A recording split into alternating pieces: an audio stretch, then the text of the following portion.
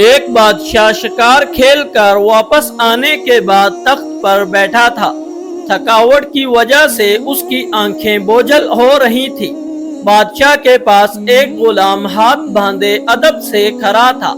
بادشاہ کو سخت نیند آئی ہوئی تھی، مگر جب بھی اس کی آنکھیں بند ہوتی تو ایک مکھی آ کر اس کی ناک پر بیٹھ جاتی تھی، اور نیند اور بے خیالی کی وجہ سے بادشاہ غصے سے مکھی کو مارنے کی کوشش کرتا، لیکن اس کا ہاتھ اپنے ہی چہرے پر پڑتا اور وہ ہڑبڑا کر جاگ جاتا تھا۔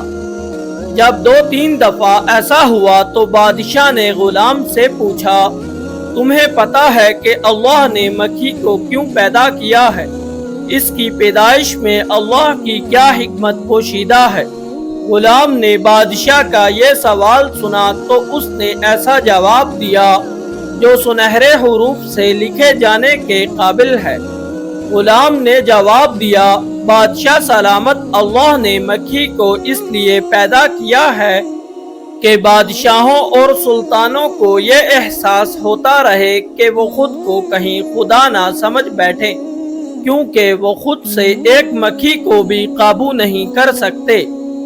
یہ واقعہ عاجزی اور انکساری کی اہمیت کو اجاگر کرتا ہے اور یہ سبق دیتا ہے کہ طاقتور لوگوں کو بھی اپنی حدود کا شعور ہونا چاہیے۔